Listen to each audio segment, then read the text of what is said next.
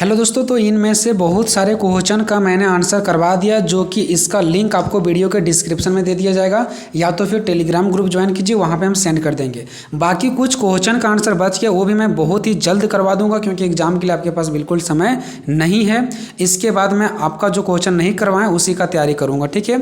अब देखिए, जो जो क्वेश्चन करवा दिए आप लोग कर लीजिए, ठीक है, क्योंकि इस चैनल पर हर एक क्वेश्चन का आंसर बिल्कुल बहुत ही सरल भाषा में करवाया जाता है, जो आपको एक बार पढ़ने के बाद समझ में आ जाएगा। थोड़ा सा लेट से आएगा, ठीक है। जो 1 घंटा के बाद वीडियो आना चाहिए वो मेरा 2 घंटा के बाद वीडियो आता है, थोड़ा लेट से आता है, लेकिन बहुत ही आसान लैंग्वेज के साथ, ठीक है, जो कि आपको तुरंत समझ में आ जाएगा। मेरा समझ आता है, कोई दिक्कत नहीं है, बट आपको समझने में कोई कन्फ्यूजन नहीं होना चाहिए। तो हम बताएंगे इस वीडियो में सेमेस्टर 3 एमडीसी सोशियोलॉजी का इंपॉर्टेंट क्वेश्चन, और इनमें से बहुत सारे क्वेश्चन का आंसर करवा दिए हैं, जाकर के देख लीजिए। जो इंपॉर्टेंट और जिसका हम नहीं करवाएं उसका बहुत ही जल्द करवा देंगे। पहला क्वेश्चन है, ये सब सिलेबस को देख करके, प्रीवियस ईयर को देख करके, ठीक है, सब वहीं से लिया गया। यहाँ समाज शास्त्र लिखा गया, सॉरी मैं क्षमा चाहूँगा, ये समाज शास्त्र है, ठीक है। समाज शास्त्र की परिभाषा दें तथा इसके प्राकृतिक एवं क्षेत्र की चर्चा करें, ठीक है दोस्तों। समाज शास्त्र की परिभाषा दें तथा इसके प्राकृतिक एवं क्षेत्र की चर्चा करें, पहला मोस्ट इंपॉर्टेंट क्वेश्चन, ठीक है। चलिए, अब ये जो क्वेश्चन नंबर दूसरा है, हम फर्स्ट में आपको इंपॉर्टेंट क्वेश्चन बताएंगे, उसके बाद आपको उनमें से भी सबसे पहले कौन पढ़ के जाना वो मैं आपको बताऊंगा, ठीक है। चलिए, उसके बाद देखिए दूसरा क्वेश्चन जो है दोस्तों, अभी मैं आपको सारा क्वेश्चन पढ़ के सुनाऊंगा, उसके बाद जो इंपॉर्टेंट है वो मैं आपको बताऊंगा, ठीक है। दूसरा है समाजशास्त्र के वैज्ञानिक विषय विवेचना करें तथा राजनीति शास्त्र, अर्थशास्त्र, मनोविज्ञान एवं इतिहास से इसका संबंध दर्शाइए। या तो यही क्वेश्चन चेंज करके दे सकता है कि समाजशास्त्र का अन्य सामाजिक विज्ञान के साथ संबंध स्थापित कीजिए, या तो संबंध के बारे में बताइए, बस इतना ही, ठीक है। या तो फिर दे सकता है कि समाजशास्त्र की प्रकृति का उल्लेख कीजिए और आधुनिक विश्व यानी कि अभी के समय में इसके महत्व की विवेचना करें। चलिए, ये हो गया। पहले हम आपको सारा क्वेश्चन पढ़ेंगे, उसके बाद उनमें से भी जो सबसे ज़्यादा इंपॉर्टेंट है उसके बारे में आपको हम बताएंगे, ठीक है। ये हो गया। उसके बाद नेक्स्ट देखिए, चौथा, सामाजिक समूह से आप क्या समझते हैं, इसकी विशेषताओं या प्रकारों का वर्णन करें। पांचवा, सामाजिक समूह से आप क्या समझते हैं, प्राथमिक एवं द्वितीय समूह के मध्य अंतर स्पष्ट कीजिए, ठीक है। थोड़ा सा यहाँ पर टाइपिंग में मिस्टेक हुआ है। नेक्स्ट, परिवार की परिभाषा दें तथा इसके प्रमुख विशेषताओं की चर्चा करें। नेक्स्ट, परिवार के प्रमुख प्रकारों की चर्चा करें। नेक्स्ट, परिवार में हो रहे आधुनिक परिवर्तन की चर्चा करें। नेक्स्ट, संस्कृति से आप क्या समझते हैं, इसकी प्रमुख विशेषताओं का वर्णन करें। नेक्स्ट, सांस्कृतिक तथा व्यक्तित्व के मध्य पाए जाने वाला संबंध की समीक्षा करें।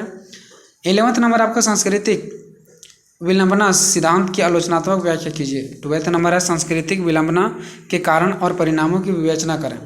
30 नंबर आपका संस्कृति क्या है, सभ्यता से यह किस प्रकार भिन्न है। 14 नंबर है सामाजिक स्त्रीकरण क्या है, इसके प्रमुख आधारों की विवेचना कीजिए। 15वां आपका जाति क्या है, इसकी विशेषताओं का वर्णन करें। वर्ग से यह किस प्रकार भिन्न है। 16 नंबर है सामाजिक वर्ग की अवधारणा की विवेचना करें एवं इसकी विशेषताओं की व्याख्या कीजिए।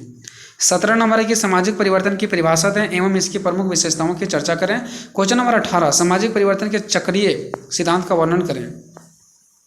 नेक्स्ट है आपका सामाजिक परिवर्तन की परिभाषा दें तथा सामाजिक परिवर्तन के संघर्ष सिद्धांत की विवेचना कीजिए। नेक्स्ट है सामाजिक नियंत्रण क्या है, इसके प्रमुख साधनों की चर्चा करें। नेक्स्ट है सामाजिक नियंत्रण से आप क्या समझते हैं, सामाजिक नियंत्रण के महत्व की विवेचना करें। नेक्स्ट है 22वां नंबर सामाजिकरण की परिभाषा दें, इसके प्रमुख प्रकारों की वर्णन कीजिए। आपके पास 22 क्वेश्चन दिया गया, क्या आपके पास समय है 22 क्वेश्चन पढ़ने के लिए? अगर समय है तो पढ़ लीजिए 22 क्वेश्चन, और अगर आपके पास समय नहीं है तो हम अपने ओर से आपको कौन कौन सा क्वेश्चन पढ़ करके जाने बोलते हैं जब आपके पास समय नहीं है। तो पहला पढ़ लीजिए, समाजशास्त्र की परिभाषा दें एवं इसकी प्राकृतिक क्षेत्र की चर्चा कीजिए, ठीक है, ये आप पढ़ लीजिए। उसके बाद आप ये चौथा पढ़ लीजिए, सामाजिक समूह से आप क्या समझते हैं, इसकी विशेषताओं और प्रकारों का वर्णन कीजिए। नेक्स्ट, आपको परिवार से यहाँ पे 3 क्वेश्चन, परिवार की परिभाषा, इसके प्रमुख विशेषताएं। अब देखिए दोस्तों, ऐसा नहीं है कि परिवार से यहाँ पे 3 क्वेश्चन दिया गया तो आप 3 क्वेश्चन को अलग अलग से करोगे। 3 क्वेश्चन का आपको एक ही आंसर मिलेगा। देखिए, हम वीडियो के जो क्वेश्चन है उसमें हम आंसर करवा दिए, ठीक है। परिवार की परिभाषा लिखिए, विशेषताओं को भी करके जाइए, प्रकार को भी कर लीजिए, और आधुनिक परिवार के परिवर्तन के बारे में भी थोड़ा सा कुछ देख लीजिए।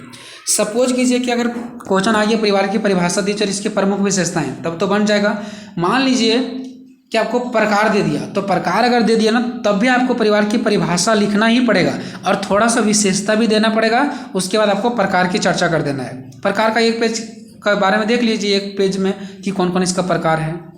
मान लो कि परिवार में हो रहे आधुनिक परिवर्तन की चर्चा करने देते, तब भी आपको परिवार की परिभाषा, विशेषता और थोड़ा सा इसका प्रकार और इसके आधुनिक परिवर्तन के बारे में कुछ चर्चा कर देना है। मतलब एक ही टाइप्स का क्वेश्चन है, ठीक है, बट हल्का हल्का उसके बारे में कुछ लिख देना है। जैसे मान लो कि आधुनिक परिवर्तन वाला क्वेश्चन दे दिया और इसके बारे में आप कुछ भी एक्सप्लेन ना करें तो अलग बात है, आपको कुछ ना कुछ एक्सप्लेन कर देना है, ठीक है। बाकी लगभग सभी क्वेश्चन का आंसर सेम रहेंगे। चलिए नेक्स्ट है संस्कृति से आप क्या समझते हैं, इसकी प्रमुख विशेषताओं का वर्णन कीजिए, ये आप पढ़ लीजिए, ठीक है। नेक्स्ट मैं आपको बता रहा हूँ कि सामाजिक स्त्रीकरण क्या है, इसके प्रमुख आधारों की विवेचना कीजिए, ठीक है।